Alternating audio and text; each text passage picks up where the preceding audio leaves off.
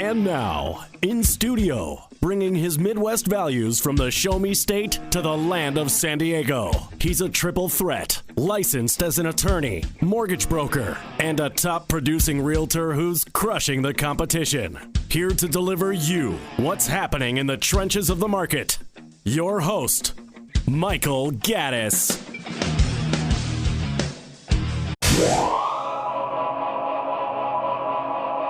Welcome back to the Michael Gaddis Show on AM 1170. The Answer. I am your host, Michael Gaddis of FrontierLoanGroup.com.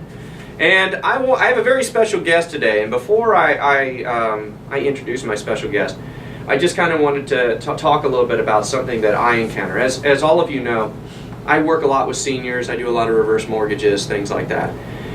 From time to time, I come across seniors that are in a little bit in a situation, let's say, that's a little challenging for me, because there are times when we have seniors out there who are alone, that basically their loved ones are passed away, they don't have any children, they don't have any family or friends, and they're around us, and we might not even know it. It might be your neighbor next door to you or across the street.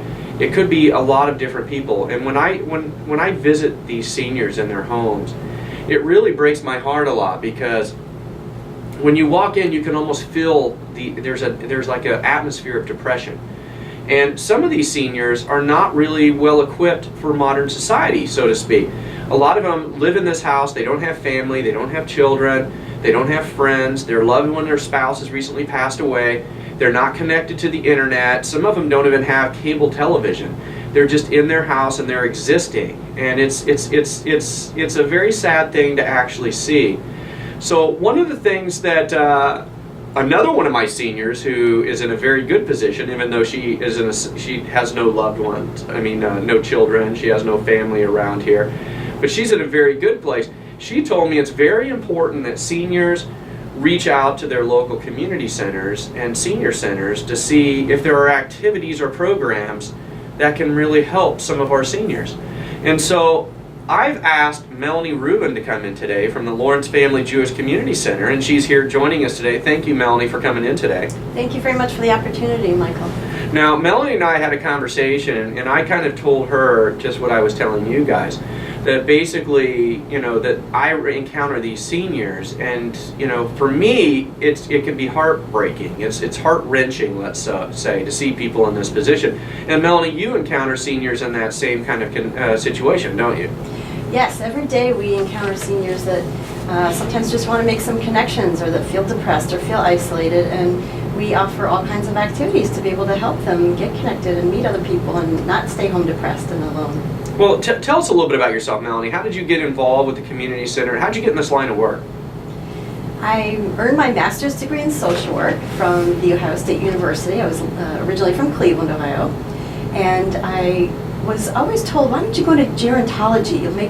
You'll have a job for life, because there's so many seniors aging all throughout your career. You'll have a job for life. And I said, I really don't want to get so close to people and then have them die on me. I was just really afraid of working with seniors, so I worked with every other population instead.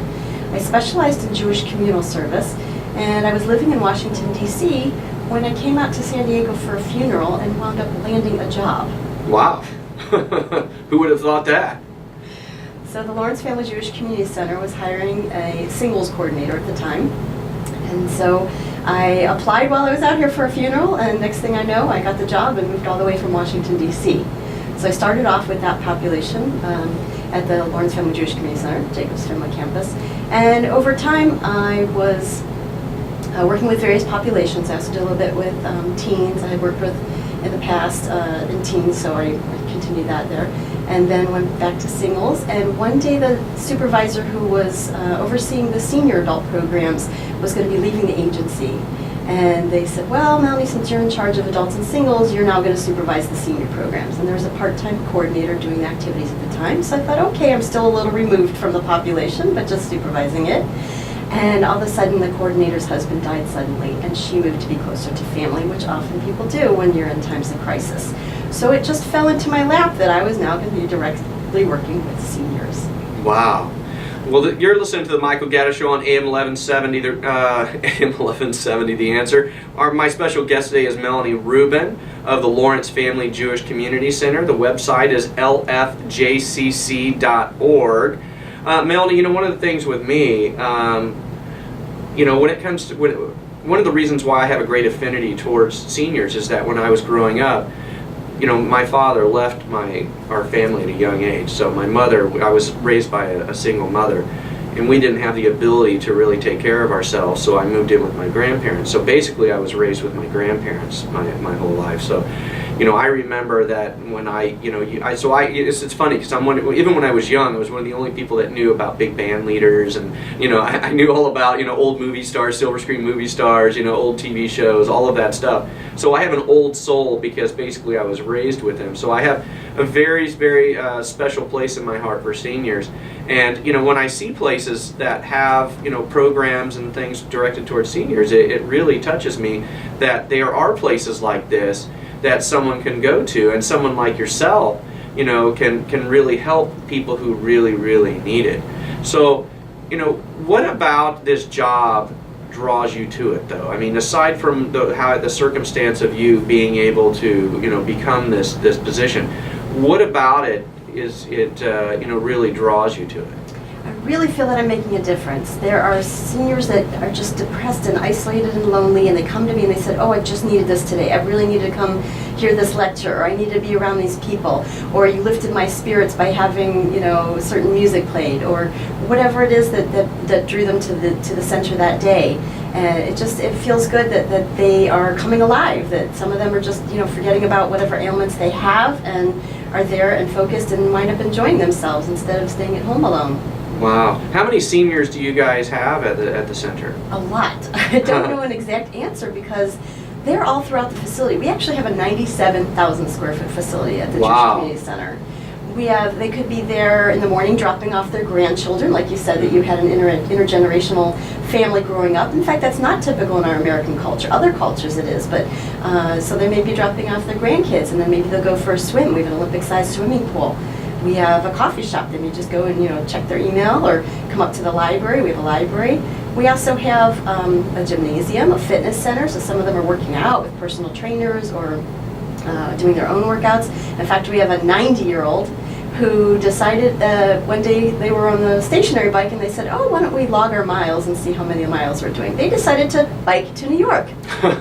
And that wasn't enough. They've already done the Tour de France. Oh my God, that's so funny. There we have a collaboration with the San Diego Community College Continuing Ed program. So we have free classes that seniors come to in music appreciation or art classes or literature. And it's a way to stimulate their minds and keep on learning. You're never too old to learn. Wow, that's really neat.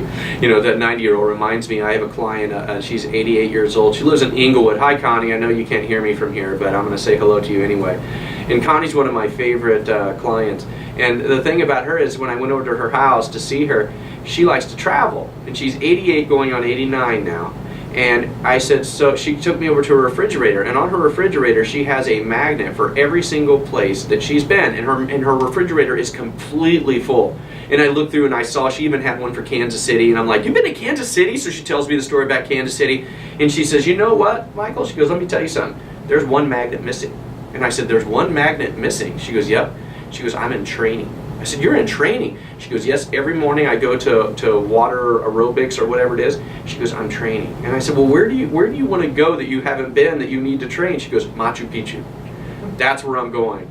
And I'm like, Connie, you're 88 years old. You're going to go to Machu Picchu? She goes, I'm going to Machu Picchu. So Connie right now is in Inglewood training to go to Machu Picchu, and she's going to be 89 years old. Good for you, Connie. I love it. So I love when I hear stories about like the 90-year-old who wants to do the Tour de France and things like that. I mean, that is inspirational for me to know that you can live a better quality life, because so many times, as I mentioned earlier, I'll meet seniors that are almost, it appears, like just waiting to die. And that doesn't have to be that way. There's a whole nother chapter of their lives when they get older. And I'm assuming that, the community center has lots of different classes and things like that that can help appeal to a lot of these seniors. Isn't that right?